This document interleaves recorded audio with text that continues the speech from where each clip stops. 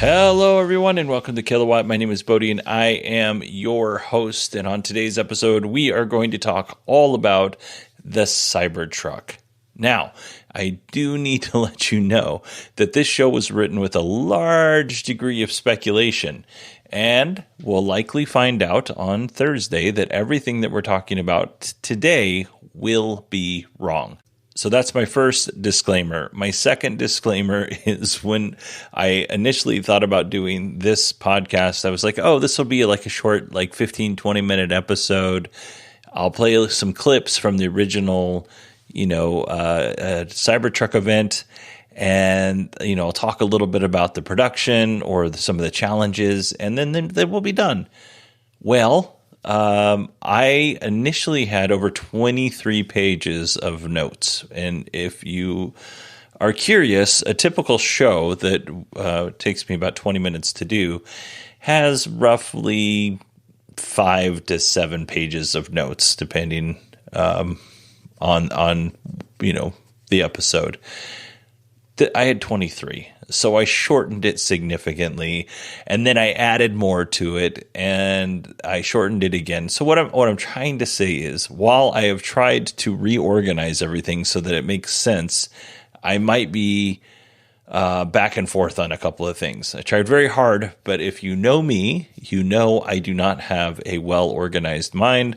My mind is chaos, and that is how I organize most things. It's organized chaos. And it's not even that, it's chaos, if you ask my wife. So, having said all of that, we have, how many pages? We have 14 pages of notes to go through today. So again, I'm going to try and stay very organized. So let's start with November 21st, 2019. Welcome to the Cybertruck unveil. Elon took the stage to a very excited and hyped up crowd. Now, this is 2019. This is pre-pandemic. This is pre-Elon damaging his reputation with a lot of people. So the vibe back then, the vibe around Elon, the vibe around Tesla was completely different than it is now. And that isn't to throw shade at Elon or Tesla. It's just a fact that it's very different from 2019 to November 30th, 2023, which is when Tesla will finally deliver those first Cybertrucks. In those 4 years and 9 days since the announcement, Elon has made very grand and also vague statements about the Cybertruck, which should not be a surprise to anyone.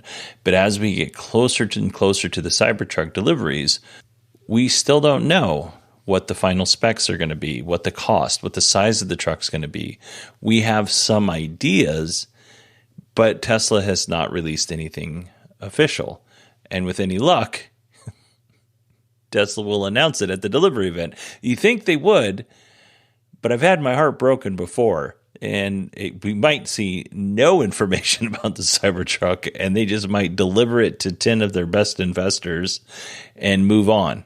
I don't think that's going to happen. I think we're going to get some information. But, yeah, I mean, at this point, we're kind of late in the game to be finding out final specs and things like that, which seems weird that we don't know that stuff yet.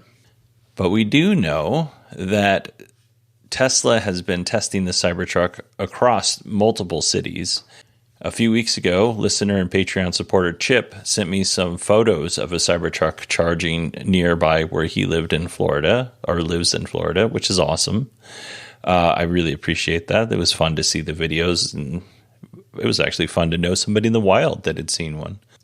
Most recently, Tesla started displaying the Cybertruck in U.S. showrooms. Now, at the moment, it's not here in Arizona, but as soon as we get one here in Arizona, I'm definitely going to go check it out. We also saw, videos of Cybertruck driving into the Gulf of Mexico because Tesla says that it'll float, and in calm seas, you could drive it into the ocean. I would not recommend doing this for a lot of different reasons, but the biggest one is you or a first responder who has to come out to the water to save you could get hurt, and we don't want that to happen. Let's go ahead and jump into our first clip where Elon really unveils and explains the Cybertruck. So the functionality I'm going to describe is within a space that is less than the most popular pickup truck in the United States, the F-150. So we didn't cheat in either width, height, or length. And we're able to achieve much greater capability in the same dimensions, same weight. Yeah. Part of this is the fundamental design change. We moved the mass to the outside. We created an exoskeleton. So normally the way that a truck is designed, you have a body on frame, you have a bed on frame, and the body and the bed don't do anything useful. They're carried like cargo, like a sack of potatoes. It was the way that aircraft used to be designed, when they had biplanes, basically. The key to creating an effective monoplane was a stressed skin design. You move the stress to the outside skin. It allows you to do things that you can't do with a body on frame. So we're able to make the skin out of thick, ultra-hard stainless steel. It's really hard. And that's going to be a theme. It's really hard. That is a absolute theme that goes throughout not only this unveil event, but throughout the last 4 years. Elon is going to talk about how hard it is to build this vehicle. Before we get back into the clips here, I do want to talk a little bit about, the exoskeleton, body on frame, unibody, and just kind of go into what that actually is. So he talked about body on frame, which is a typical way of building pickup trucks and other vehicles, right? So the body sits on the frame. The body is like your skin and the frame is like your skeleton, whereas the exoskeleton is like a turtle. Like the soft parts are on the inside, but the hard part is on the outside. So with any luck, that very poor example gives you puts us all on the same page when we're going through this, because this is an audio podcast. You can't see anything. It's you're left to me to poorly describe it to you. So hopefully that helps. So the body on frame. Let's talk about the safety aspect first. So usually with typical cars in a car accident, when that car is struck, whether it's striking a stationary object or it's striking another vehicle, another moving vehicle, it doesn't really matter. The body is designed to transfer that energy of that accident around the cabin, so as much as possible, so that the passengers inside that cabin are safe, and it reduces injury and it reduces death. But that requires crumple zones. That requires the vehicle to crumple and in certain areas to absorb that energy and push that energy around the cab. So here's what I'm curious about when it comes to the Cybertruck. The Cybertruck is this unibody where the outside stainless steel panels and whatever's holding those panels together, the frame, that all works together to provide strength to the overall structure of the truck. So how will this react in an accident? Time's going to tell. Somebody's going to get into an accident, but I'm curious as to how the energy is going to get transferred around the cab and away from the passengers. Like, you can't get around all of the energy getting transferred outside the cab or around the cab. But how will the Cybertruck perform? I suspect that it's going to perform really well, because Tesla has a reputation for getting really high IIHS ratings and, name the insurance rating in your country or region. But I'm curious how it actually works.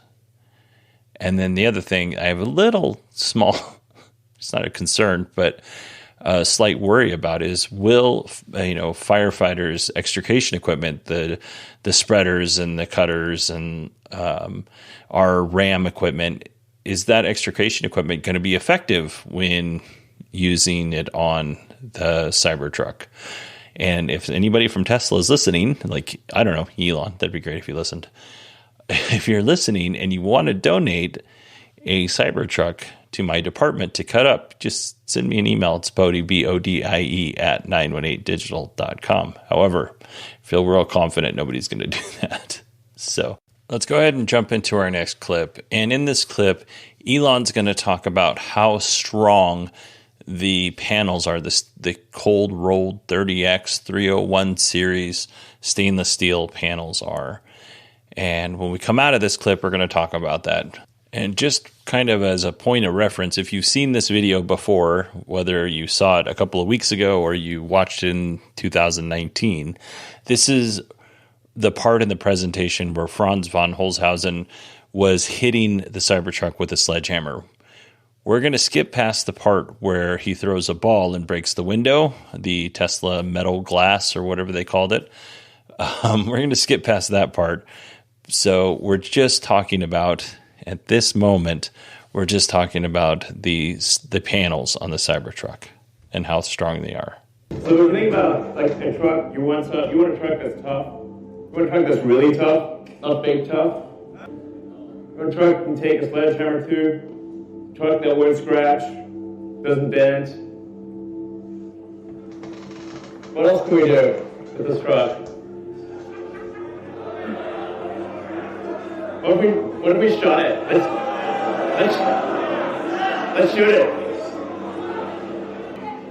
Guy, OSHA, I mean, come on. So that's a 9mm bullet shot at the door. We're in California, unfortunately. But the 9mm, it is literally bulletproof to a 9mm handgun. That's how strong the skin is. So it's ultra hard, cold rolled stainless steel alloy that we've developed. We're going to be using the same alloy in the Starship rocket and in the Cybertruck. So how do we make a truck that is not only bulletproof for a 9mm, but is also arrow-proof, as Joe Rogan proved? Well, first we got to start with the metal, the steel, the stainless steel.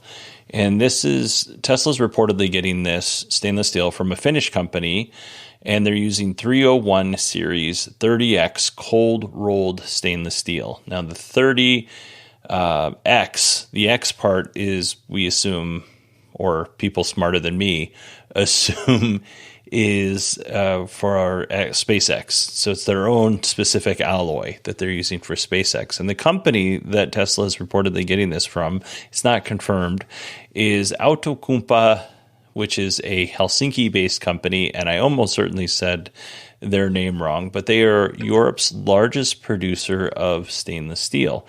And as it happens, the company has a plant in Calvert, Alabama, which is, in all things considered, not that far away from Giga, Texas.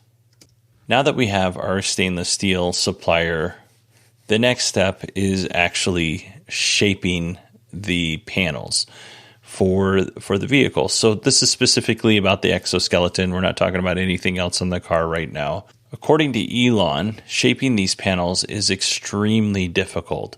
Elon even mentioned that some of the stamping machines that they use broke under the strength of that stainless steel. So extraordinarily difficult to bend. And for the prototype of the Cybertruck, they actually had to deeply score one side of the stainless steel. It's 3mm stainless steel. They had to deeply score that one side so that they were able to bend it and shape it, which is why the Cybertruck has its very unique shape. It's because it's so hard to bend those panels and to shape them So the design of the Cybertruck is kind of out of necessity because it's not like they can take the same stainless steel material and build a Model Y because it's just not easy to shape. But there is an advantage because the way that the Cybertruck is shaped and the way that it's designed with that exoskeleton, that triangular planar design actually gives the Cybertruck strength. So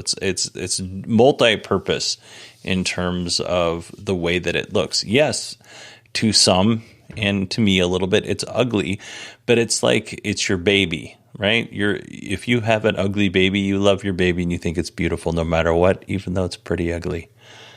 Cybertruck's pretty ugly. It's an ugly baby. There's also another advantage to using stainless steel, and that is that you don't have to paint it because it's really hard to paint stainless steel apparently. So if you have a stainless steel vehicle, you don't have to paint it because it's hard to do. It looks nice when it's not painted.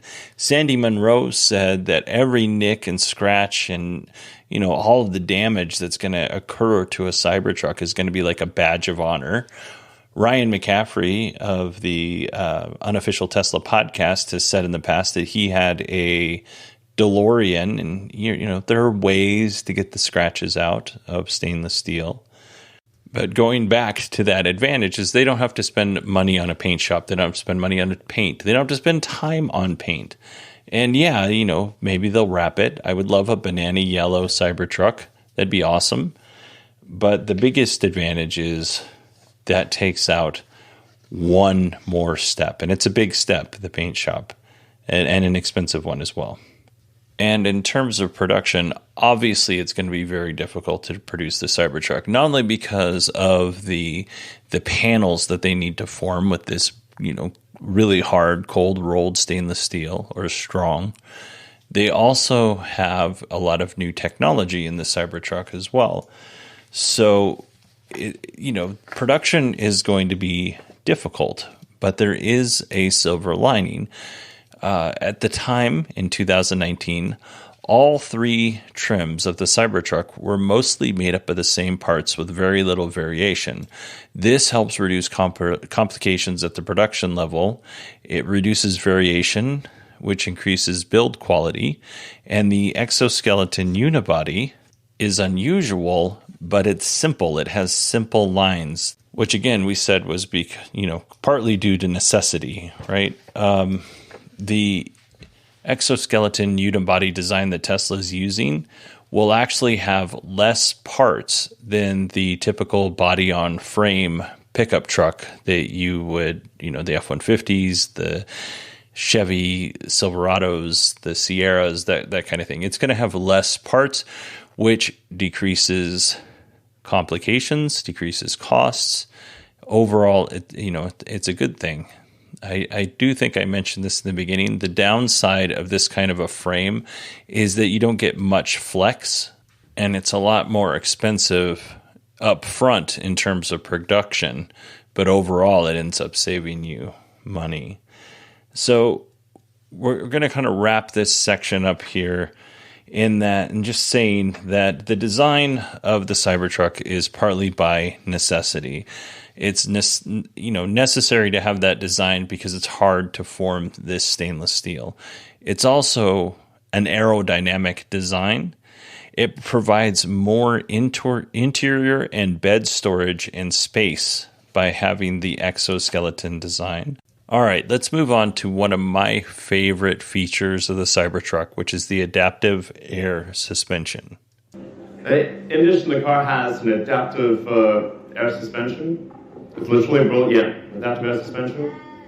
So this will come standard on all the cars. I think this is actually a very important design element because if you have if every truck has the ability to adjust the ride height, so you can go very low or very high, so you can be efficient on the highway, and you can also go off-roading. It's going to have the highest clearance of any production truck. So we have about a 16-inch clearance. And you can adjust this on the fly. So it's adaptive damping and adaptive ride height. These are actually extremely important for a truck. Because trucks, when you only drive them, they're either too cushy or they're too hard. You need it to be able to adjust dynamically depending upon what the load is. If you've got a lot of people on board, if you've got a full bed in the back, it's got to adjust accordingly. So he said here that it was standard on all trims. My understanding was it was only available on the dual motor and the tri-motor initially, but I could be wrong on that, but I'm pretty sure that when I bought mine, I ended up going with the dual motor specifically because I wanted the air ride, but I don't know. Memories are very faulty. So in terms of the air ride suspension, it provides a better ride, a more consistent ride, however you're using the vehicle. It has kneeling capabilities, so you can lower the bed of the truck more easily to load the back of the truck or unload the back of the truck with whatever whatever your goods are. If you're driving a Cybertruck, it's easier to get the Cybertruck in and out. And then you can drop the truck down so kids or older folks or folks with mobility issues can more easily get into the vehicle, which is a real benefit. Now, as cool as this feature is, it remains to be seen whether or not Tesla is going to still provide the adaptive air suspension on all of the Cybertruck models. And while we're here, let's have a chat about the three trims or the three models of Cybertruck. And I'm going to give you all of this information as 2020 or 2019 information, not 2023 information. So in 2019, we had the single motor rear wheel drive, 250 plus miles of range, 0 to 60 in 6.5 seconds, top speed of 110 miles per hour, 400 horsepower, which is immediate horsepower. So combustion engines, it takes a little bit of time for it to ramp up to get that full 400 horses. With electric vehicles, you're going to get that pretty much immediately. It'll tow 7,500 pounds, and it will start at $39,900. Seems pretty far-fetched, right? In terms of towing, I want to talk about that real quick. Sorry, I had to switch to paper because everything was just absolutely crazy in terms of my notes. So you're going to hear some paper shuffling around here. Let's see. Tesla says that it's going to be up to, in 2019, they said it was going to be up to 3,500 pounds of payload, which is what you could carry in the back of the vehicle. And then it would be up to 14,000 pounds of towing. Now, in 2023, today, Elon and Tesla have come out and they've said that the payload will be 2,500 pounds, 1,000 pounds less, and the towing will be 11,000 pounds of towing. We don't know if this will just be the initial version or if this is going to be for all of the versions. Like the max is going to be 2,500 pounds and the towing is going to be 11,000 pounds. We don't know. But I just wanted to point that out because it is different than what Tesla said it would be. All right, let's move on to the dual motor. 300 plus miles, 0 to 60 in 4.5 seconds, 600 horsepower, top speed of 120 miles an hour, 10,000 pounds of towing, and will start at $49,900, which is insane and would have been a dream. That was true. And I'm going to be real angry if they actually do start at that price. Next up, we have the tri-motor, which is 500 plus miles, 0 to 60 in 2.9 seconds. They're calling that, or at least Elon said that would be under beast mode for the Cybertruck. He was on Joe Rogan's podcast and said that. 800 horsepower, top speed of 130 miles, towing 14,000 pounds, which, we'll see. And it'll start at $70,000, which is still really cheap for a vehicle that can go 0 to 60 in 2.9 seconds and have 500 miles of range. Now, as far as features, all three of the vehicles will come with an automatic bed cover. In the video, the sides of the Cybertruck opened up so you can reach inside. and grab things without having to open up the bed cover. I don't know if that made it into the final version. It's 100 cubic feet in the vault, and the vehicle will be capable of charging 250 kilowatts of DC fast charging. I would imagine that this is going to be much higher in reality. 110 and 120 volt or 220 volt onboard outlets, so you can have your own generator. It's got an onboard compressor. I don't know if I mentioned that or not. And depending on the configuration, it's going to weigh between 6,000 and 7,000 pounds. The Hummer EV weighs between 9,000 and 10,000 pounds, depending on how it's configured. So quite a bit lighter than the Hummer, and it's right around the same weight as the F-150 Lightning, which is between 6,000 and 7,000 pounds, depending on the configuration. So, yeah, not too heavy in terms, of EVs. At the event, they talked about their metal glass or Tesla metal glass. I can't remember what they called it. It's the glass that fractured as Franz threw a metal ball at it. We'll see if that actually comes to the production version of the vehicles. Elon mentioned on Joe Rogan's podcast that it will have regular glass standard. Now, I don't know if that means regular glass is that Tesla metal glass or regular glass is just whatever you get on your Model 3 or whatever. But there is an option for bulletproof glass, but if you get that option, you can't roll down your windows. So, choose that option carefully if you're ordering your Cybertruck. Before we go, I do want to talk about production just a little bit here. We mentioned that Tesla is using the Gigapress from Hydra. Hydra has gigapresses in the size of 5, 6, 8, and 9 tons. Anything below, I think, 4 tons is considered a megapress. I'm not sure if this is an official naming convention. Gigapresses, I think, came from their, partnerships, or not their specific partnerships, but partnerships with Tesla, because Tesla, loves to do the giga and the mega stuff. But I want to talk a little bit about what these presses do as it pertains to the vehicles themselves, right? So in this situation, we're going to talk about mega press and or gigapresses. It pertains to reducing parts, not so much to bending the exoskeleton for the Cybertruck. So Elon tells a story on Munro Live about engineers trying to figure out the right materials for a specific purpose or a specific part. And the problem was that each engineer was trying to solve for that one specific part that they're responsible for. And in their one little world, their answer was the right one. For that individual part, what they came up with was the right answer. However, when you brought all of those parts together, those materials may not work very well for a variety of reasons. Elon mentioned that sealing gaps was a nightmare.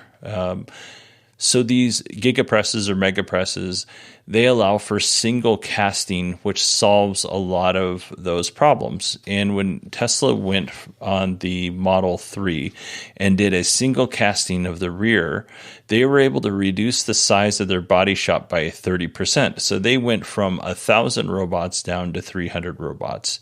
The Model Y, I think in Texas, has front and rear casting. I'm not sure if all of the factories do this that build the Model Y, but definitely the one in Texas.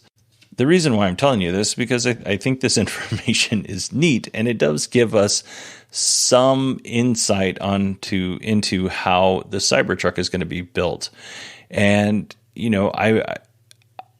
these conversations, I'm sure Elon will say more about this after the Cybertruck is announced, but these conversations about how they're doing the Model Y with the front cast and the rear cast, Sandy Munro actually asked Elon, why not just do a single cast? So you do the front, rear, you have the middle, you fuse it all together. And Elon said that Tesla planned to do a structural battery pack. Now, I don't know if this was before this was officially announced or not. But effectively, the structural battery pack allows for the front casting and the rear casting to attach to the battery pack, and all of that provides strength. So the cells help provide structure along with that bonding foam that works as an adhesive and a fire retardant. If you haven't seen this stuff, it is very difficult to get cells out of this foam.